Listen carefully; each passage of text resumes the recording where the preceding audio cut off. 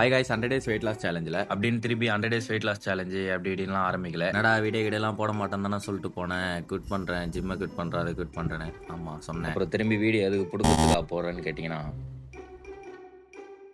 ஆமாம் அப்படி இத்தனை நாளாக என்ன பிடுங்கன்னு கேட்டிங்கன்னா அதை இந்த சீரீஸோட எண்டில் பார்ப்பீங்க.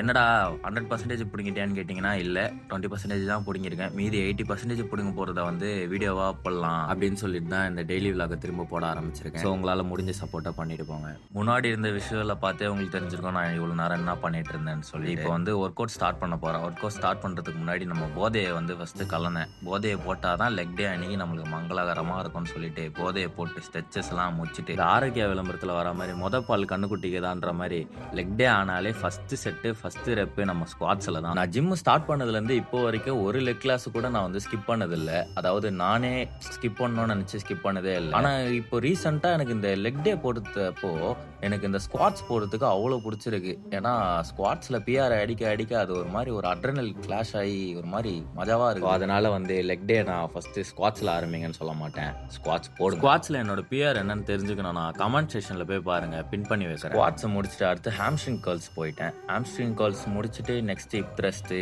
சுமோ ஸ்குவாட்ஸு அப்படி லொட்டு லுஸ்குன்னு எல்லாமே பண்ணேன்.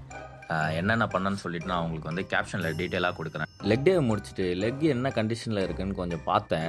ஏன்டா பிரெட் பண்ணி வச்சுருக்கேன்னு கேட்டிங்கன்னா இப்போதைக்கு காட்ட மாட்டேன், அப்புறமா காட்டுறேன். ஒர்க் அவுட்டும் முடிஞ்சுதுன்னு சொல்லிட்டு வீட்டுக்கு கிளம்பி போயிட்டு ஒரு 30 மினிட்ஸ் நாப்பு முடிச்ச அப்புறமா போஸ்ட் ஒர்க் அவுட் மீல் சாப்பிட்டு முடிச்சுட்டு நம்மளோட எசென்ஷியல் சப்ளிமெண்ட்ஸான ஃபிஷ் ஆயிலு, D3 அதெல்லாம் சாப்பிட்டேன். சண்டே ஆனால் தான் நம்ம மூளை சும்மாவே இருக்காது, எங்கன்னா போடணும். சரி அதனால வந்து சரி தாடியை போயிட்டு எடுத்துடலாம், ரொம்ப கேவலமாக இருக்குன்னு சொல்லிட்டு இந்த அசிங்கமாக இருந்த தாடியை ஓரளவுக்கு கொஞ்சம் க்ளீனாக மூஞ்ச நானே டீசெண்ட் ஆகிக்கிட்டு வீட்டுக்கு வரும்போது தான் பார்த்தேன் மணி 6 ஆயிடுச்சு. சரி இன்றைக்கி தான் நம்மளோட ஃபஸ்ட்டு ரீல் அப்லோட் பண்ணோம்.